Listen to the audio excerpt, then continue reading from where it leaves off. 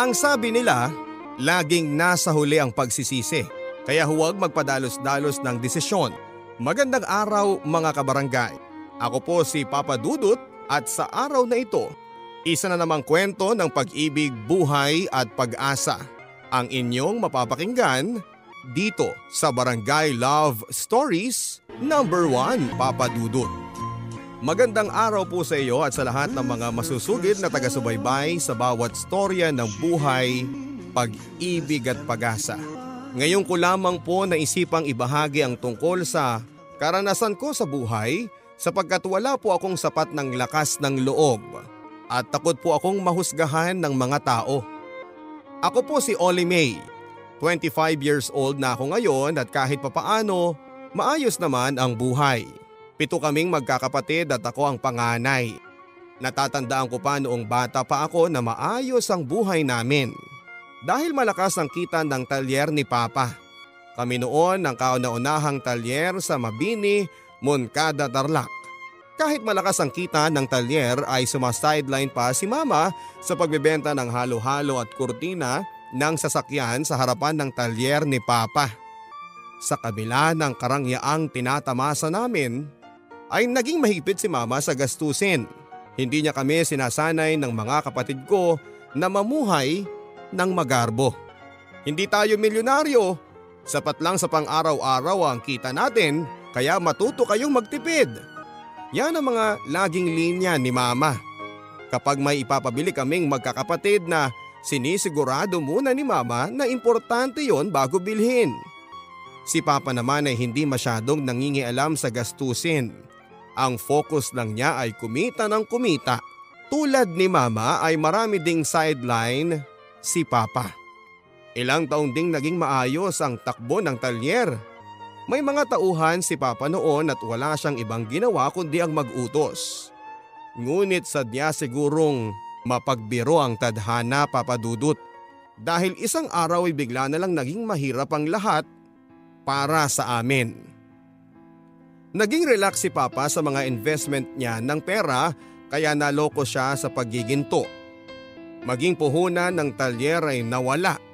Hanggang sa lahat ng naipundar nila ni Mama, ultimo pang pasahod niya sa tauhan niya sa talyer ay wala. Kaya nagsipaglayasan silang lahat. Wala na silang mapagkakakitaan noon kaya hanggang sa pinakamaliit na kasangkapan sa bahay ay naibenta nila. Dahil doon ay malimit na silang mag-away ni Mama hanggang dumating sa pagkakataong muntika na silang maghiwalay. Taong 2001, umaga pa lang ay nagsisigawan na ang mga magulang ko. Masasakit na salita ang ibinabato nila sa isa't isa. Kasalanan mo ang lahat ng ito. Mas mabuti pang maghiwalay na lang tayo. Ang hamon ni Mama. Kung yan ang gusto mo, pagbibigyan kita. Matapang na sagot ni Papa, maya-maya ay bumaling sila sa amin. Mamili na kayo ngayon kung kanino kayo sasama sa amin ng Papa ninyo. Ang sabi ni Mama. Umiiyak na kaming magkakapatid noon pero naglakas loob akong nagsalita. Wala po. Wala kaming sasamahan sa inyo. Kapag maghihiwalay kayo pareho kayong mawawalan ng anak.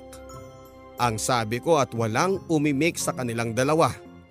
12 anyos pa lamang ako, Mapa. Ayaw ko pong magkaroon ng watak-watak na pamilya. Pero kung papipiliin nyo kaming magkakapatid, mas gugustuhin po naming magpalaboy-laboy na lang. Humahagulhol na sabi ko habang yakap-yakap ang mga kapatid ko. Walang imik noon ang mga magulang ko. Si Papa ay umiwas na lamang para wala ng away. Sa mga sumunod na araw kahit papaano ay nagkasundo na sila. Naging mas mahirap pa ang buhay namin sa mga sumunod na araw. Nagtitinda pa rin noon si Mama ng halo-halo at mga kortina ng sasakyan, ngunit kakarampot lang ang kita. Lalo kaming nahirapan noong palipat-lipat na kami ng inuupahang bahay. Madalas kasi Papa Dudut kaming napapalayas dahil wala kaming pambayad. Mabuti na lamang at nagbibigay ang kapatid ni Mama sa Amerika ng kaunting tulong noon para sa pagpapaaral naming magkakapatid. Yan na lang ang pag-asa natin para makaahon sa kahirapan. Lalo ka na, Ollie May. Ikaw ang panganay kaya dapat ay magtapos ka para tularan ka ng mga kapatid mo. Madalas sabihin ni Mama. Kung ano-anong trabaho kasi ang pinasok nila ni Papa para lang kumita. Construction, paglalabada at kung ano-ano pa para lang may pangkain kami. Pati kaming magkakapatid kung minsan ay gumagawa ng paraan para kumita. Hanggang makarating ako ng kolehiyo, pinakuha ako ni na Mama ng kursong nursing. Yun kasi ang gusto ng mga magulang ko dahil balak daw akong kunin ng tita ko sa Amerika. Di ba mahal daw ang gastos doon, Ma? Tanong ko.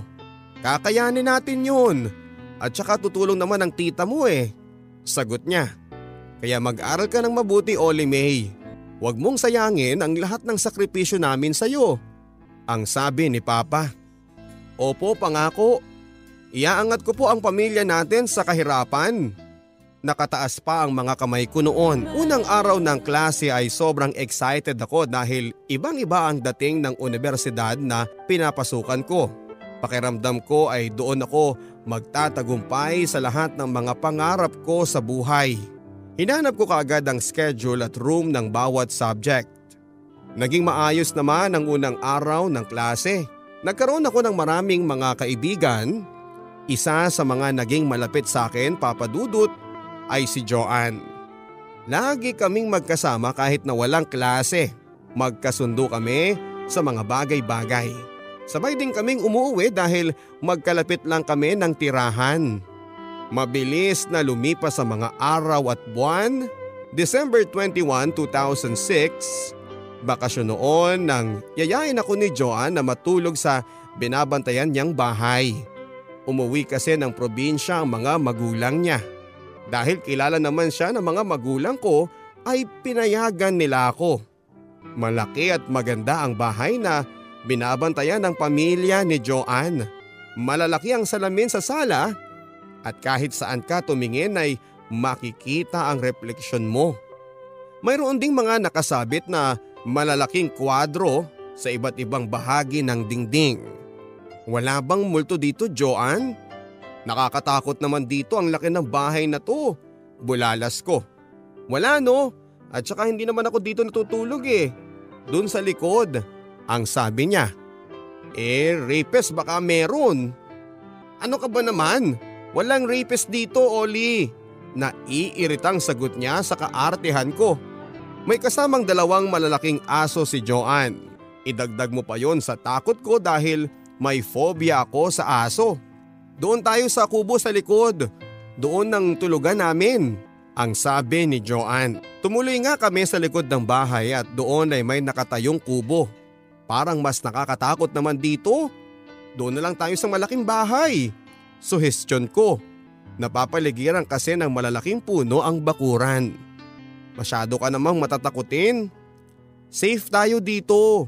At saka huwag kang matakot kasi may kasama tayo mamaya. Kinikilig na sabi niya. Ha? Sino? Manghang tanong ko. Si Bernard, Papa Dudut, ay nobyo ni Joanne. Malapit din sa akin ang lalaki dahil nakakabiruan ko din kapag nagkikita sila ni Joanne. Alas 8 na ay wala pa rin ang mga bisita ni Joanne kaya natulog na kami matapos kumain. Kahit natatakot ay pinilit kong matulog. Isiniksik ko na lamang ang sarili ko kay Joanne. Nakatulong ang preskong ihip ng hangin para makuha ang tulog ko. Mahimbing ang pagkakatulog ko. Nang bigla akong maalimpungatan ng kaluskos. Napamulat ako noon, Papa Dudut. Kadiliman ng sumalubong sa akin. Kung ano-anong pumasok sa isipan ko noon at baka tama ako na may multo sa lugar na yon o baka may rapist. Joanne, may tao. Nanginginig na sabi ko pero hindi man lang gumagalaw si Joanne. Maya-maya pa'y lumakas ang kaluskos at umalingasaw ang amoy ng alak sa paligid. Hindi rin magkamayaw sa pagtahol ang mga aso. Maya-maya ay malalakas na katok ang narinig ko sa pinto ng kubo. Joanne, gumising ka, may tao ata. Joanne! Bulong ko sa kanya. Maya-maya ay pupungas-pungas siyang nagmulat ng mga mata. Wala yan. Tinatakot mo lang ang sarili mo. Natatawang sabi ni Joanne. Pero bumangon siya at kinuha ang kanyang cellphone sa ilalim ng kanyang unan. Nakangiti siya habang may binabasang text message. Andito na sila. Sabi niya. Ha? Sino? Natatakot na sabi ko, lalo na noong bumaba siya mula sa papag. Tumatayo na ang balahibo ko noon. Mahigpit akong kumapit sa braso ni Joanne habang naglalakad kami pareho papunta sa pinto. Naiyak na ako noon, Papa Dudut, sa labis na nerbiyos. Maya-maya pa'y nasa harap na kami ng pintuan at walang ano-anong binuksan ni Joanne ang pinto. Hello sa inyo, bungad ng lalaking napagbuksan ni Joanne. May kasama pa itong isang lalaki sa likod niya. Nabunutan ako ng tinik sa dibdib noon, Papa Dudut, dahil inakala kong nasa panganib na kami. Yun pala ay dumating na ang mga bisita ni Joanne. Hi! Bakit ngayon lang kayo? Kunwari nagtatampong sabi ni Joanne. Kakamot-kamot sa ulo si Bernard noon bago sumagot. Ang hirap tumakas eh. Bantay sarado sa bahay. Pagpapaliwanag niya. Sige na nga, pasok na kayo. Nakangiti ng sabi ni Joanne. Nasa loob na kami noong muling magsalita si Bernard. Nga pala, Oli May. Kaibigan ko si Globoy. Pakilala niya sa kasama niya. Nakangiti naman si Globoy noon sa akin. Ngumiti lang din ako at maya-maya ay hinila ni Joanne sa kwarto ng kubo si Bernard. Uy, wag niyo akong iwanan dito. Angal ko na akmang susunod kina Joanne. Miss, hindi naman ako rapist eh. Natatawang sabi ni Globoy na prentang umupo sa upuang kahoy. Mag-usap kayo ni Globoy, mabait yan.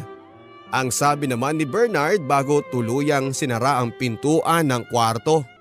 Wala akong choice noon, Papa Dudut, kundi ang umupo sa katabing upuan ni Globoy. Amoy na amoy ko noon ang alak na sumisingaw sa kanyang balat. Huwag kang matakot sa akin, miss.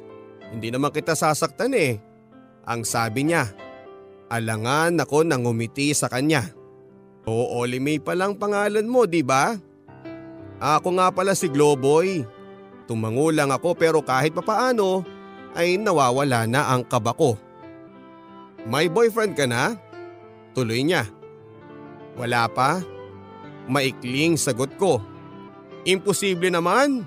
Sa ganda mong yan, wala kang boyfriend. Pangungulit ni Globoy.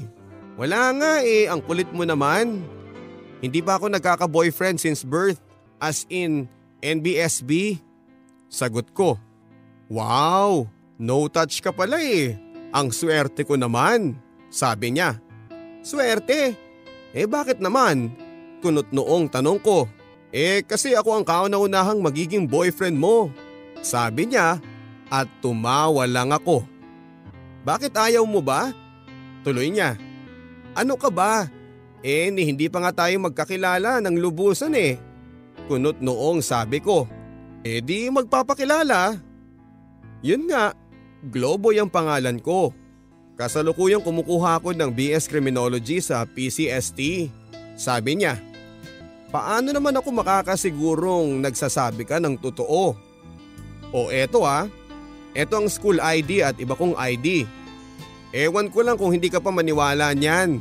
Sabi niya habang hawak-hawak ang ilang ID buhat sa wallet niya. Natawa na lamang ako noon, Papa Dudut. Sa totoo lang ay naaliw ako kay Globoy, Papa Dudut. Napaka-natural niyang tao at nakakatuwa siyang kasama. Marami pa akong nalaman sa kanya na kinabiliban ko kaya bago kumalat ang liwanag sa araw na yon ay nabatid ko sa aking sarili na nahulog ang loob ko sa karisma ni Globoy. Sa mga pangyayari, Papa Dudut, ilang oras lang ang dumaan pero pakiramdam ko ay kilalang kilala ko na si Globoy. Nasa masayang kwentuhan pa kami ni Globoy noong bumukas ang pintuan ng kwarto kung nasaan sina Joanne at Bernard. Uwi na tayo pre, malapit nang lumiwanag oh. Anyaya ni Bernard. Dito na lang tayo matulog pre. Angal naman ni Globoy. Hindi pwede pre, malilintikan ako sa bahay kapag nalaman nilang tumakas tayo. Ang sabi ni Bernard. Wala nang nagawa noon si Globoy kundi ang sumunod na lamang. Babalik kami bukas, Oli. Salamat sa oras ha, sabi niya sabay kindat sa akin. Kinikilig ako noon, Papa Dudut. Isang matamis na ngiti pa ang iniwan niya sa akin bago sila tuluyang umalis.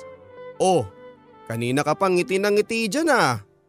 Kanina pa silang nakaalis, Oli. Kantsaw sa akin ni Joanne.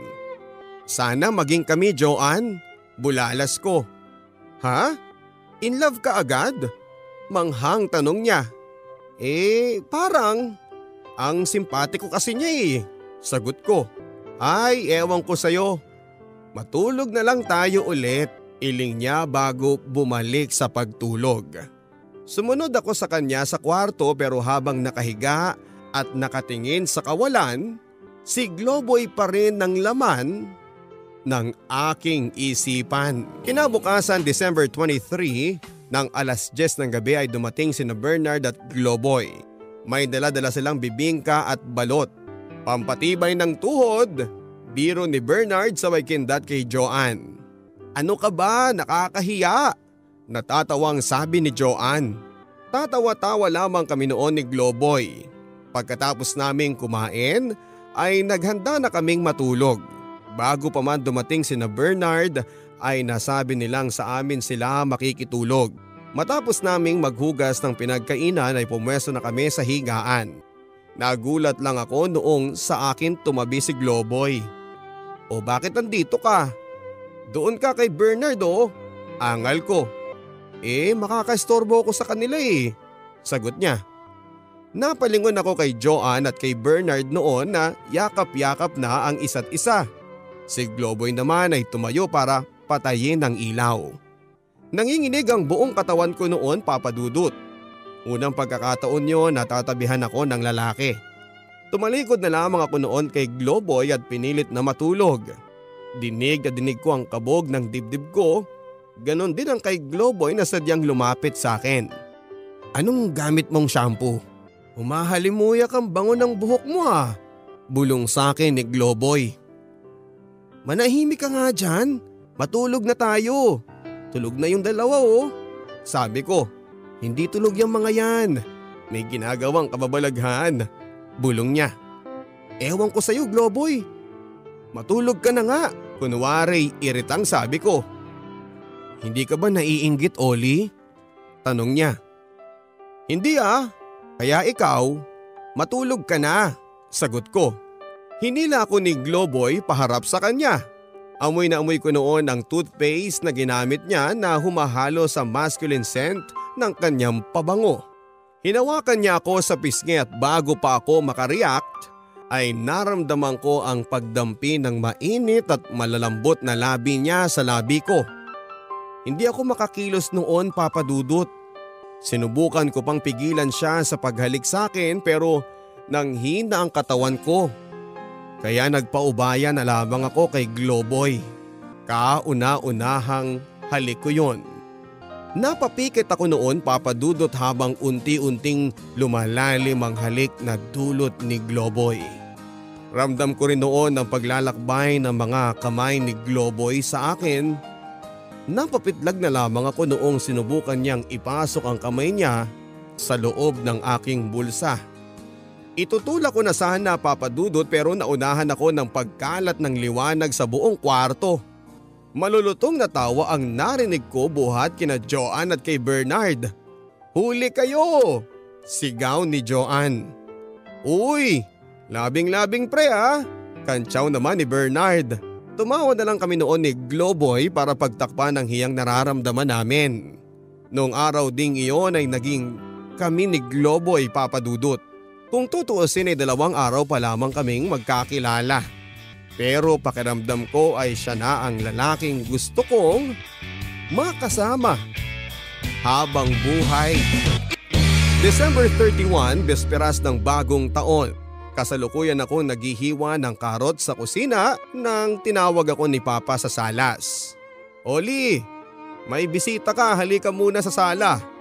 Ang tawag niya sa akin. Pumunta nga ako sa sala noon pero laking gulat ko noong makita ko si Globoy at Bernard na prenteng nakaupo kausap si Papa at si Mama. Naulinigan ko ang mga sinasabi ni Globoy kay Papa noon. Nobyo po ako ni Oli. Mahal na mahal ko po ang anak ninyo at hindi ko po siya sasaktan. Wala namang problema doon basta patapusin mo muna ang dalaga ko. Mahinahong sabi ni Papa pero ibang naging reaksyon ni Mama ko. Ano to Oli? Tanong nito sa akin. Nobyo mo na kaagad ng lalaking to na kailan mo lang nakilala? Traidor kang bata ka. Pinag-aaral ka namin, yun pala ibang inaatupag mo. Saan mo nakilala ang lalaking ito? Sa tabi-tabi? Puno ng galit na sabi niya, napaiyak ako noon. Sorry ma, sambit ko. Aalis na lang po kami. Hindi po kami nagpunta rito para manggulo. Pasensya na po sa abala. Nakayukong paalam ni Globoy kasunod si Bernard. Huwag na kayong babalik.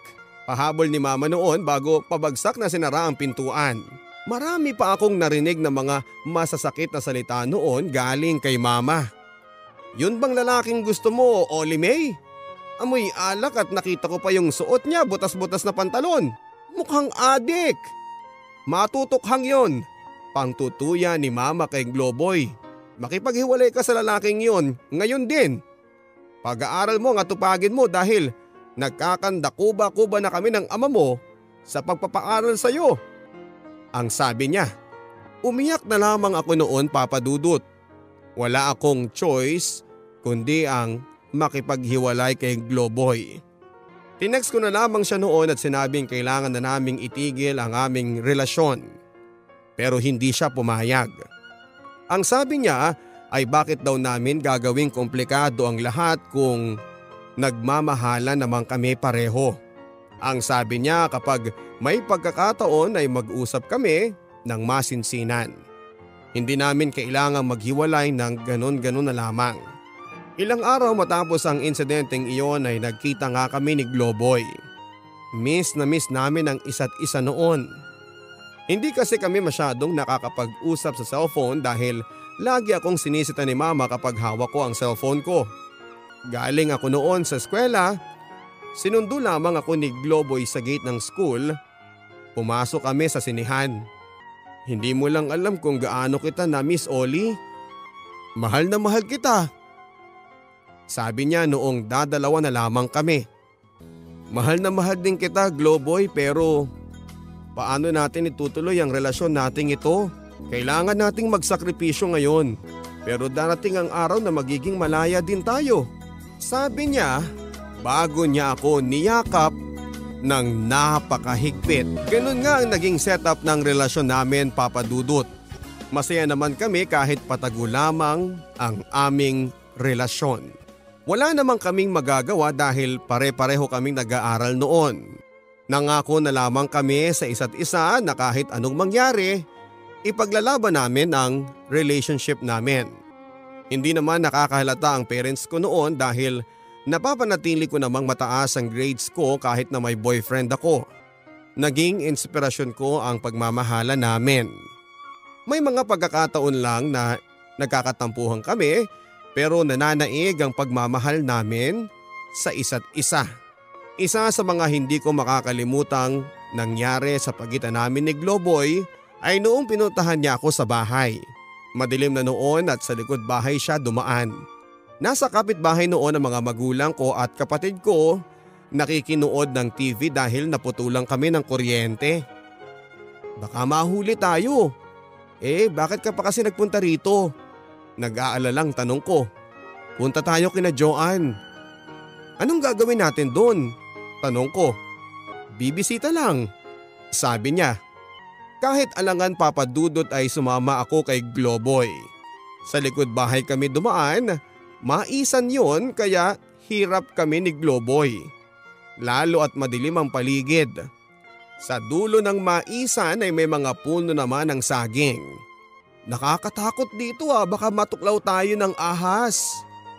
Huwag kang matakot, kasama mo naman ako ang sabi niya. Hawak-hawak niya noon ang kamay ko. Malapit na kami noon kina Joanne noong bigla siyang tumigil sa paglalakad. Bigla na lang niya ako niyakap ng napakahigpit. "Oh, bakit?" tanong ko. "Mahal na mahal kita." Sabi niya na kumalas ang pagkakayakap sabay titig sa mga mata ko. "Mahal na mahal din kita, Globoy." Sagot ko pero nagulat ako sa mga sumunod na ginawa niya. Siniil niya ako ng halik sa mga labi. Habang ginagawa niya yon ay marahan niya akong itinulak pasandal sa puno ng saging. Nangihina ang tuhod ko noon, Papa Dudut. Lumipat ang mga labi ni Globoy sa punong tenga ko.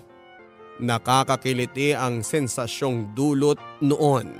Pero hindi lang pala iyon ang kayang iparamdam sa akin ni Globoy. Dahil milyong-milyong bultahe ng kuryente ang dumaloy sa lahat ng himaymay ko noong bumaba na ang mga labi niya sa leeg ko. Mainit at masarap sa pakiramdam ang ginawang yon ni Globoy. Pakiramdam ko ay pinapaliguan ako ni Globoy ng pulot. Napakatamis, napakasarap. Napapitlag ako noong maramdaman ko ang mga kamay niyang humahagod sa likod ko na may kasamang pisil. "Huwag dyan," nanghihinang sabi ko. "Oli, mahal mo ko hindi ba? Mahal na mahal din kita." Paanas na sambit niya. Bahagya siyang dumistansya sa akin pero nagulat pa ako noong bigla siyang magtanggal ng damit pang itaas niya. "Anong ginagawa mo? Isuot mo nga yan." Parang nabubuhusan ng tubig ang bulalas ko. "Oli naman, akala ko ba mahal mo ko?" "Mahal kita, Globoy, pero hindi pwede yung sinasabi mo. Umuwi na tayo bago pa tayo mahuli dito." Sabi ko na nagpatiuna na sa paglalakad pabalik ng bahay. Bago makarating ng bahay ay nagpaalam na kami sa isa't isa ni Globoy. Humingi siya ng pasensya sa kapusukan niya. Naintindihan ko naman yon, Papa Dudut, at ang totoo'y kung ako ang tatanungin niya ay gustong gusto ko. Mabuti na lamang at nakapag-isip ako ng tama. Naghiwalay naman kaming masaya ni Globoy dahil kahit papaano ay nagkaroon kami ng oras para sa isa't isa. Mula noon, Papa Dudut, ay iniiwasan ko na ang magkasarilinan kami ni Globoy. Kapag nagkikita kami ay sinisigurado kong sa maraming tao para kahit papaano ay ligtas kami pareho sa kapusukan. Lagi kasing inuungod sa akin ni Globoy na gawin namin ang mga bagay na iyon. "Matuto kang maghintay. Hindi pa ngayon ang tamang pagkakataon." Madalas kong linya sa kanya. Hanggang sa dumating ang unang anniversary namin ni Globoy. Binigyan niya ako ng chocolates at flowers. Buong araw kaming magkakasama sa bahay nila. Kilala na kasi ako noon ng mga magulang niya. Naging malapit ako sa kanila, lalo na sa mama niya. Mabait kasi ito at kitang-kita ang pagkagusto niya sa akin. May mga pagkakataon noon na sa kanila ako natutulog. Nagsisinungaling ako sa mga magulang ko at ang idinadahilan ko, Papa Dudut, ay may gagawin kaming mga projects. Kasalukuyang kaming nagmemeryenda ni Globoy noong mabanggit niya sa akin ang tungkol sa relasyon namin. Hanggang noon kasi, Papa Dudut, ay hindi pa alam ng mga magulang ko na ipinagpapatuloy namin ang aming relasyon. Ipapaalam ko naman sa kanila pero hindi muna ngayon. Paliwanag ko. "Kailan pa? 1 taon na tayo, Oli. Naipakilala na kita sa buong angkan ko pero ikaw hindi mo man lang magawang manindigan para sa akin." Sabi niya. "Intindihin mo naman ako, Globoy. Babae ako eh. Natural lang na mag-alala sila sa akin kapag nalaman nilang nakikipagrelasyon na ako." Ang sabi ko. "Hindi naman kita sasaktan eh. Nagdududa ka pa ba sa pagmamahal ko?" Ani ni Globoy. "Hindi sa ganun, Globoy, pero ano? Alam mo kung ganito na lang lagi mas mabuti pang maghiwalay na lang tayo. Wala namang patutunguhan tong relasyon natin eh." Ang sabi niya sabay tayo. Hinabol ko kasi siya pero pumasok siya sa kwarto niya at pinagsarahan ako ng pintuan. Wala akong nagawa noon kundi ang umalis na lamang. Pati mama niya ay nakiusap kay Globoy na kausapin ako pero nagmatigas si Globoy. Mula noon ay hindi na ako kinakausap ni Globoy. Kahit pumunta ako sa bahay nila, hindi niya ako hinaharap. Iyak ako ng iyak noon, Papa Dudut, maging sa harap ng mama niya at kapatid niya. Dumaan pa ang mga araw na nagpalit ng SIM card si Globoy, kaya kahit sa text o tawag ay hindi ko siya makausap. Nahihiya na rin akong pumunta sa bahay nila noon dahil hindi naman ako hinaharap ni Globoy. Isang araw ay nakareceive ako ng text mula sa atin ni Globoy. May inuwing babae daw si Globoy sa kanila at ipinakilala niyang nobya. Wala akong nagawa noon kundi ang umiyak na lamang, Papa Dudut.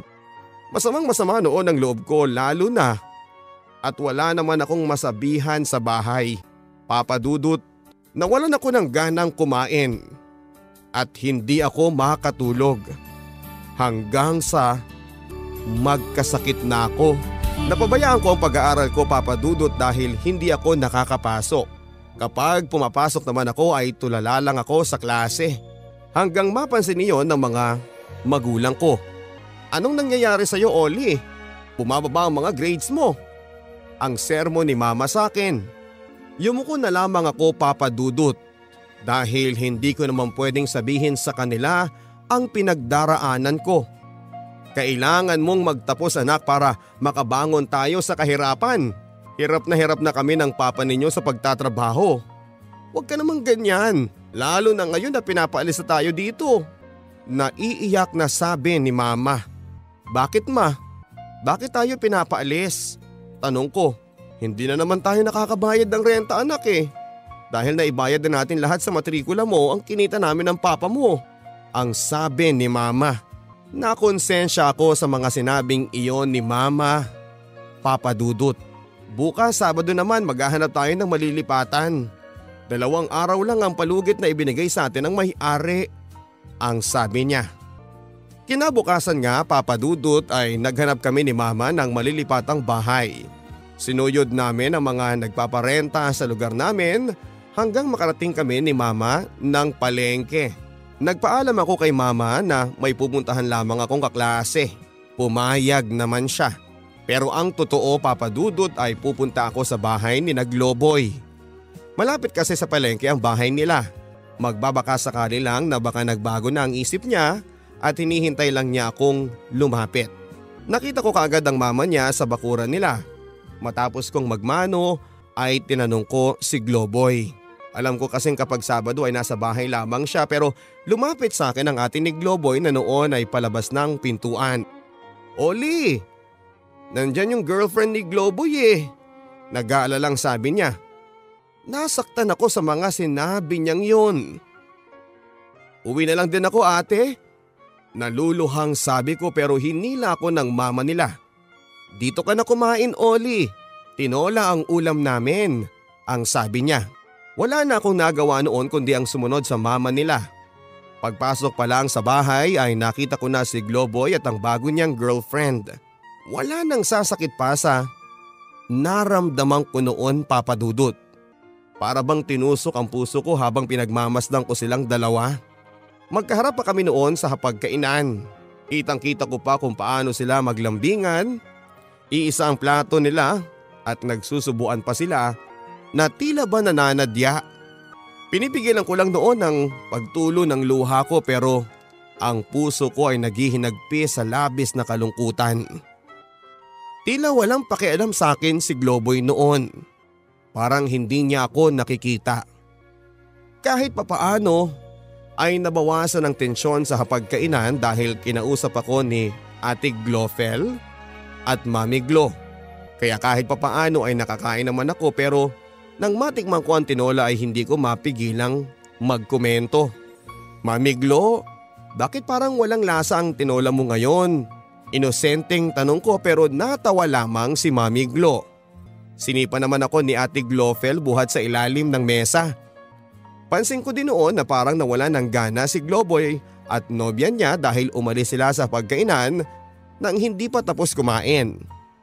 May nasabi ba ako, ate? Tanong ko kay Ate Glofel. Taklesa ka talaga, yung babayang nagluto ng tinola. Natatawang sabi niya. Natatawa na rin ako noon dahil pakiramdam ko kahit papaano ay napahiya ko ang babae. Ipinagpatuloy na lang namin ang pagkain habang masayang nagkwekwentuhan. Noong magpaalam ako sa kanila ay kinausap ako ni Mami Glo. Welcome ka dito sa bahay ha. Kahit wala na kayo ng anak ko, anak pa rin ang turing ko sa'yo. Ang sabi niya. Salamat po. Tumutulo ang luhang sabi ko. Sports ka lang. Huwag mo na lang silang pansinin. Mawawala din ang sakit paglipas ng araw. Ang sabi niya. Yumakap ako ng mahigpit noon kay Mami Glo. Si Ate Glofel naman ay humahagod sa likod ko. At dahil papadudot sa alam kong wala na talaga kaming pag-asa ni Globoy, ay minabuti ko na lang na aliwin ang sarili ko. Sumama ako sa mga kaibigan ko sa pamamasyal. Marami ako nakilala mga bagong kaibigan. Isa na doon si Joel na kumuha ng number ko. May itsura si Joel at may sense na kausap. Mula noong magkita kami papadudot ay lagi kaming magka-text hanggang sa ligawan niya ako. Kilala siya ng mga magulang ko dahil minsan ay sa bahay niya ako pinupuntahan. Matagal bago ko siya sinagot dahil hanggang sa mga sandaling iyon ay si Globoy pa rin ang totoong laman ng puso ko. Noong sumunod na pasukan ay hindi na ako nakapagpatuloy ng pag-aaral dahil nabagsak ako sa ibang subjects ko at wala na rin kaming kapera-pera. Naging dakilang tambay ako papadudot. Kaya naman kung ano-ano na lamang ang pinaggagawa ko para maaliw. Kahit boyfriend ko na noon si Joel ay nakikipag-textmate pa ako sa ibang lalaki. Isa sa laging ka-text ko ay si Ryan. Malambing kasi siya at masarap kausap.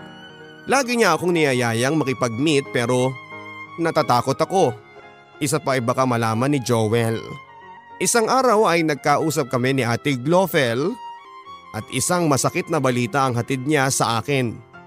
Buntis ang nobyo ni Globoy papadudot.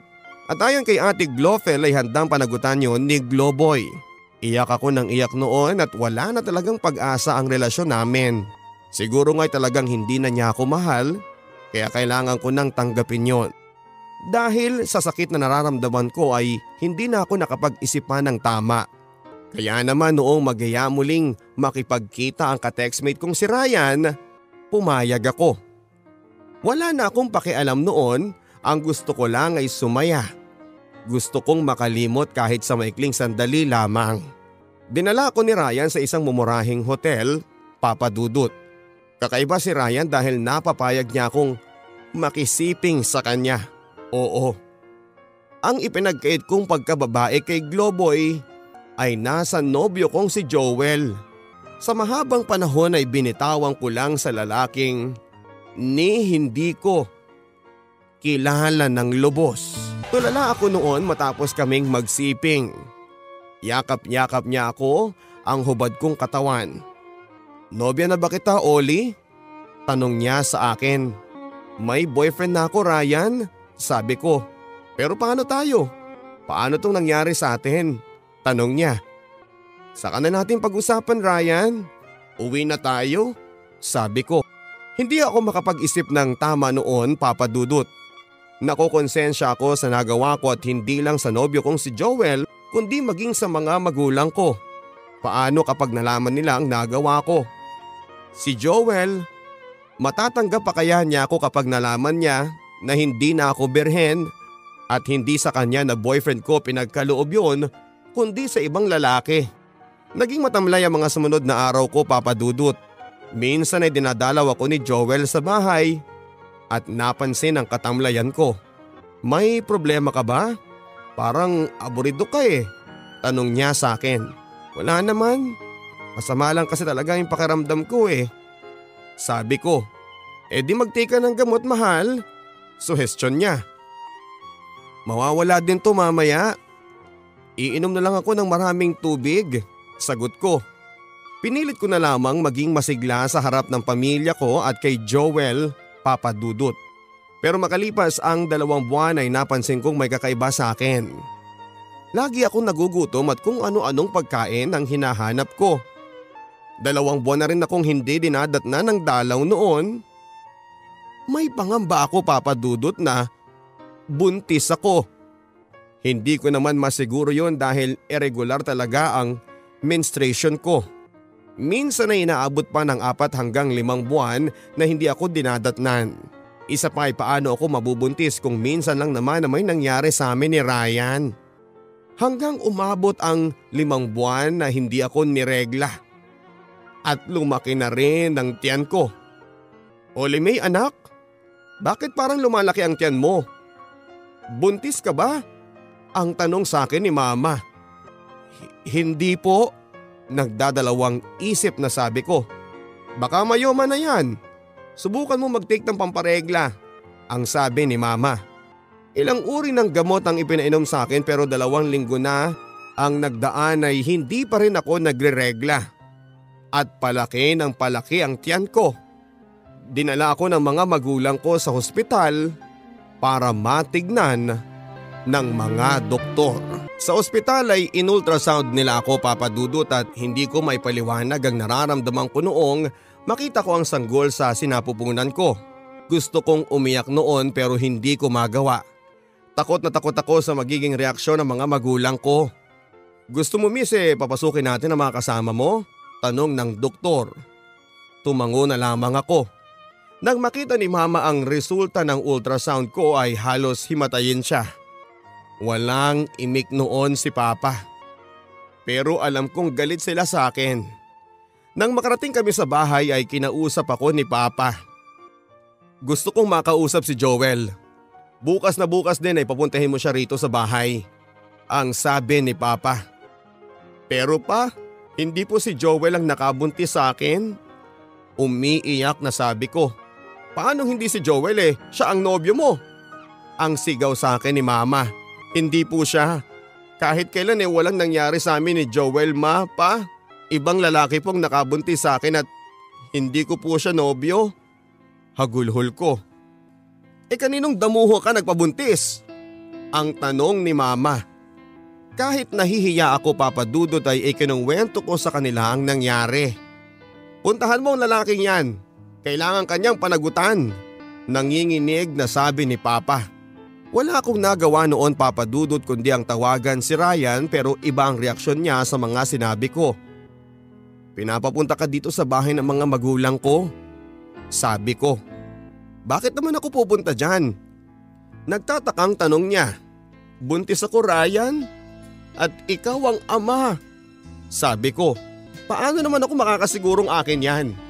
Hindi ba may boyfriend ka? Mali ko ba kung may nangyari din sa inyo? Ang sabi niya. Wala pang nangyayari sa amin ng nobyo ko, Ryan, alam mo yan. Umiiyak na sabi ko. At paano naman ako makakasiguro? Isa pa, bakit idadamay mo ko sa gulo mo? Problema mo na yan. Ang sabi niya bago niya pinatay ang tawag. Naiyak na lamang ako noon at narinig lahat yon ng mga magulang ko. Dahil naka-loudspeaker ang cellphone. Galit na galit noon sa akin si Papa at Mama. Pinagmumura nila ako, lahat ng mga masasakit na salita ay narinig ko sa kanila. Kahihiyan ka sa pamilyang ito, Olie May. Mabuti pa umalis ka na. Para hindi na kami madamay sa kahihiyan. Nanginginig na sabi ni Papa. Magbihis ka. Iyahatid kita sa Antipolo ngayon din. Utos naman ni Mama. Umiiyak ako noon, Papa Dudut, habang nag-aayos ng gamit ko. Sa araw ding iyon ay inihatid ako ni Mama sa kapatid niya sa Antipolo. Ang sabi niya ay doon muna ako titira hanggang mga anak ako. Hindi daw nila ako kayang iharap sa mga taga sa amin. Kinagabihan ay tinawagan ko si Joel para sabihin sa kanya ang kalagayan ko at hindi ko kasi masabi ng personal kaya minabuti kong tawagan na lamang siya. Joel? May ipagtatapat ako sa iyo. Umiiyak na sabi ko. Ano yun, mahal? Tanong niya. Buntis ako, Joel. Sorry. Hagulhol ko. Ha? Paano ka mabubuntis wala namang nangyayari sa atin? Sorry, Joel. Sorry. Tuloy ko. Huwag ka nga magbiro ng ganyan. Yaan mo, pupuntahan kita dyan sa Antipolo bukas. Ang sabi niya. Wala na akong nagawa noon, Papa Dudut, dahil kahit anong pilit ko ay ayaw maniwala sa akin ni Joel. Kinabukasan, Papa Dudut, ay dumating nga siya sa Antipolo. Hindi ako makaimik noong magkaharap na kami. Kitang-kita ko ang pagtulo ng luha niya noong makita niya ang tiyan kong noon ay halatang halata na. Buntis ka nga, mahal? Bakit ganun? Saan ba ako nagkulang sa'yo? Umiiyak na sabi niya. Humahagulho lamang ako noon at marami siyang tanong sa akin pero pinili kong manahimik. Ayaw kong dagdagan pa ang sakit na nararamdaman niya. Sa tingin ko'y wala naman akong nagawang masama eh. Pero bakit nangyari sa akin to? Hagulhol ni Joel. Patawarin mo ako, Joel. Hindi ko sinasadya. Mahal kita pero kailangan nating tanggapin na hanggang dito na lamang tayo. Sagot ko. Hindi siya umimik noon. Niyakap ko siya ng mahigpit bago ko siya tuluyang iniwan. Naging mahirap ang pagbubuntis ko. Mahirap lang kasi ang buhay ng mga kamag-anak ko sa Antipolo at naranasan kong cornec lang ang kinakain ko sa maghapon dahil wala pati na bigas na maisasaing. Malayo din kasi ang mga tindahan at dahil malayo sa bayan ang bahay ng tita ko. Nahihirapan ako noon, Papa Dudut. Lalo at galit pa sa akin ang mga magulang ko kaya wala akong malapitan. Nagkasya na lamang ako sa mga bunga ng mga puno sa paligid ng bahay. Kung minsan ay may nagmamagandang loob naman na mga pinsan ko na bigyan ako ng makakain. Kahit hirap ay kinaya ko ang lahat.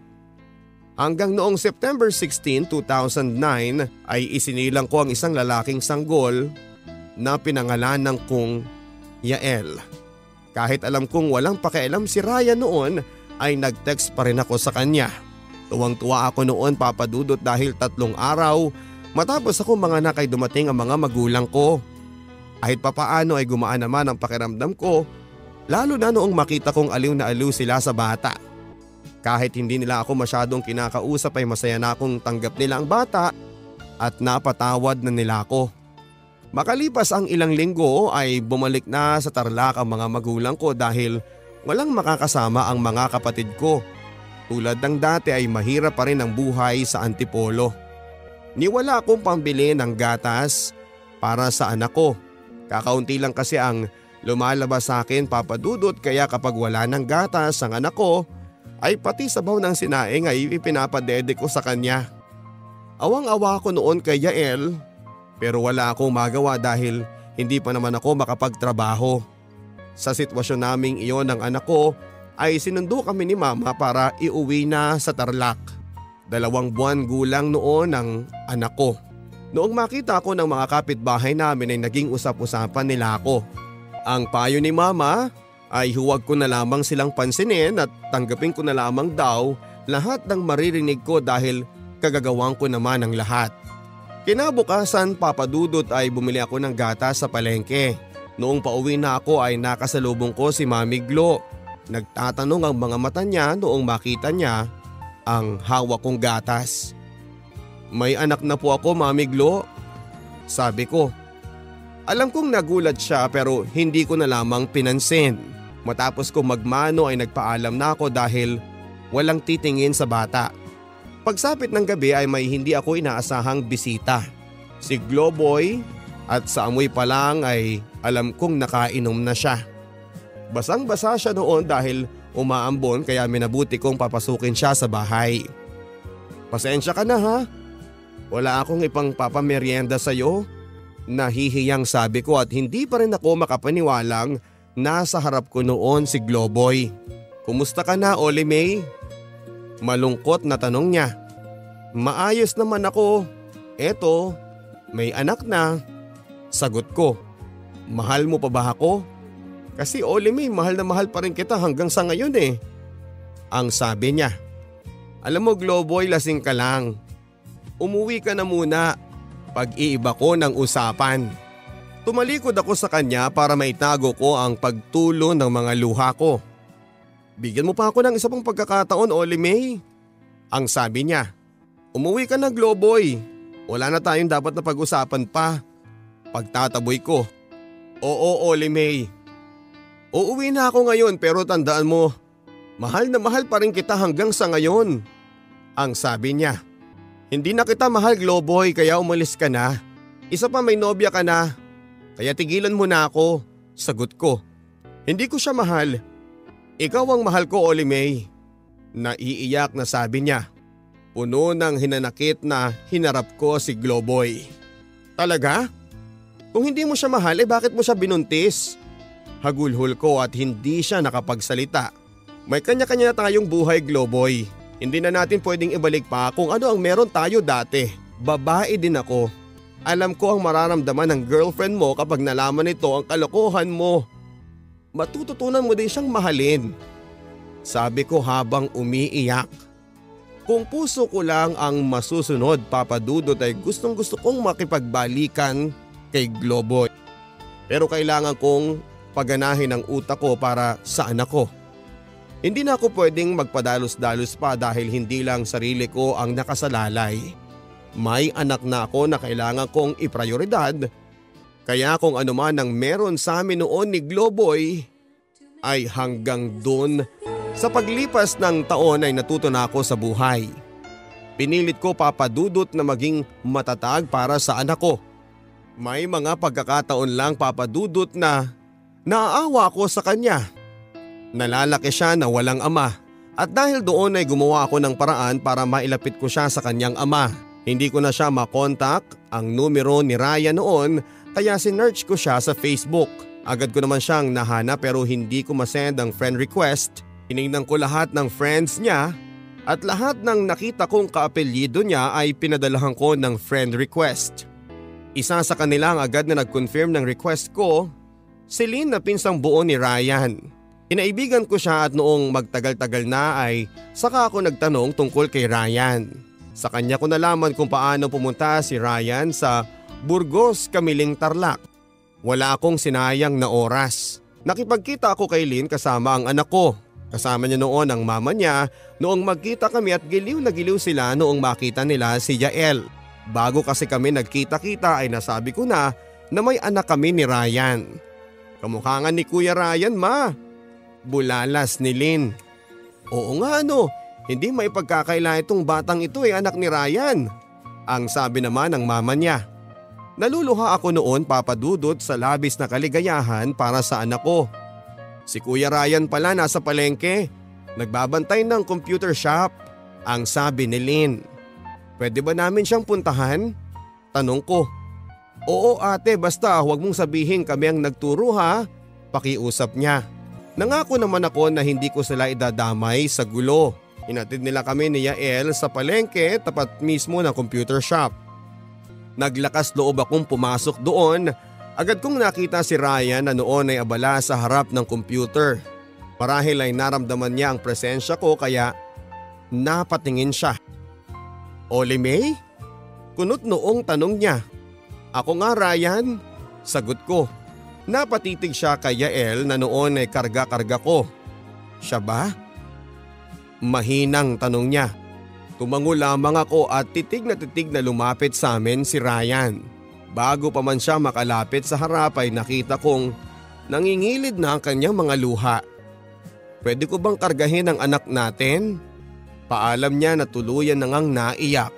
Malugod ko namang inabot sa kanya si Yael at tumulo na rin ang luha ko noon, Papa Dudut. Lalo na noong makita kong yakapin ni Ryan si Yael na punong-puno ng pagmamahal.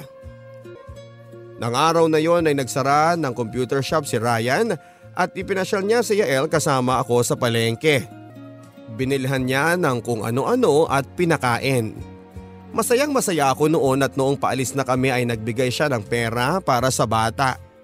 Mula noon kapag nakakaluwag si Ryan ay kinikita niya kami ng anak ko. Ipapasyal niya ang bata at pagkatapos ay magbibigay ng pera na panggastos. Ganoon lagi ang tagpo naming tatlo. Sa pagkikita naming iyon, Papa Dudut, ay para lang sa bata, hanggang doon lang. Nabukan kong iparamdam na gusto kong magsama-sama kaming tatlo pero hindi umayon ang pagkakataon dahil nang mga panahong iyon ay may bago ng girlfriend, si Ryan. May 12, 2010, 2 taong gulang na si Yael nang pumasok ako bilang sekretary sa Luzon Hydraulic.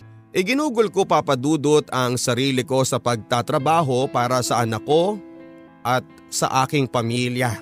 January 15, 2014 nang mag-resign ako sa pagiging sekretarya dahil nakapag-decide ako na mag-abroad. Palaki na kasi ng palaki ang mga gastusin. Nag-apply akong domestic helper sa Hong Kong at makalipas ang 3 buwan ay lumuwas na ako papunta ng Hong Kong. Sa ngayon, Papa Dudut, ay nandito pa rin ako sa Hong Kong bilang dakilang domestic helper. Okay naman ako dito kahit kung minsan ay naiinis na sa amo dahil hindi maganda ang trato. Pero wala sa akin yun dahil ang importante sa akin ngayon ay ang makapagbigay ng magandang buhay sa pamilya ko, lalo na sa anak ko. Maraming pagkakamali sa takbo ng buhay ko, Papa Dudut. Pero nagpapasalamat pa rin ako sa Diyos dahil nananatili akong matatag. Si Yael, ang anak ko, kahit wala sa plano ay masasabi kong siya ang pinakamagandang nangyari sa buhay ko. At kung may lalaki mang tatanggap sa akin, Papa Dudut, ay handa akong buksan ang puso ko. Dahil kahit sawi, nananatili pa rin ang paniniwala ko sa salitang pag-ibig. Hanggang dito na lamang, Papa Dudut, at naway ay napulot na aral ang mga tagapakinig at nagsilbing leksyon sana sa lahat ng experience kong ito. Huwag sana tayong maging padalos-dalos sa mga desisyon natin sa buhay para sa huli wala tayong pagsisisihan. Maraming salamat po at sa mga gustong makipagkaibigan sa akin, hanapin lamang ako sa Facebook. Lubos na gumagalang, ang inyong kabarangay, Oli May. Maraming salamat kabarangay na Oli May sa pagtitiwala sa programang Barangay Love Stories. Napakahirap naman talaga ang napagdaanan mo. Isa kang matapang na babae dahil kinaya mong paglabanan ang pagsubok mo sa buhay. Kahit parang noong una na tinalikuran ka ng mundo ay ginawa mo pa rin ang lahat para umahon. Masaya ako sa anak mo dahil kahit papaano nakilala niya ang kanyang ama. Hindi man kayo matatawag na isang pamilya, at least lalaki siya na may kinikilalang ama. Sana balang araw, Oli May, makahanap ka ng lalaking magmamahal sa iyo, pati sa anak mong si Yael. Good luck, Oli May, at maraming salamat. Ang Barangay Love Stories ng kapuso nating si Oli May ay isinalin para sa radyo ni Florence Reyes, aka Mama Millie. Ang Barangay Love Stories theme song na Alaala ay inawit ni Joe Peril at ni JB Ramos sa patnubay ni Maestro Jimmy Jurado. Mga kapuso, subaybayan ang iba't ibang kwento ng pag-ibig sa Barangay Love Stories Podcast kung paano maglagon lamang sa www.gmanetwork.com/BLS Podcast at ituloy ang pakikinig at kilig online.